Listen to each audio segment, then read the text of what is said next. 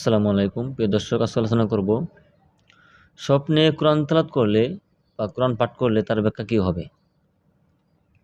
আলোচনা করব পৃথিবীর বিখ্যাত দার্শনিক ও স্বপ্নবিদ আল্লামা মুহাম্মদ ইবনে শিরিন রহমতুল্লাহ আলাইহির কিতাব থেকে।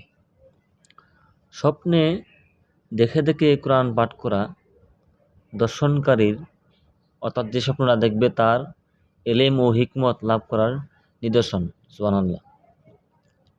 এলেম হাসিল হবে এবং হিকমত হলো আল্লাহ রাব্বুল আলামিনের পক্ষ থেকে এমন জ্ঞান লাভ হবে যেই জ্ঞানের কারণে তার বুদ্ধি বাড়বে, তার আকল বাড়বে এবং দ্বীনি এলেম বাড়বে।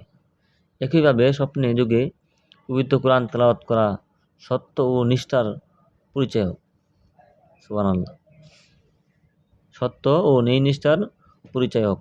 সে ব্যক্তি জীবনে সত্য কথা বলবে এবং নিষ্ঠাবান হয়ে চলবে, সবসময় হকের পথে থাকবে। আল্লাহ রাব্বুল আলামিন আমাদের সবাইকে এ ধরনের স্বপ্ন দেখার তৌফিক দান করুক। আমিন।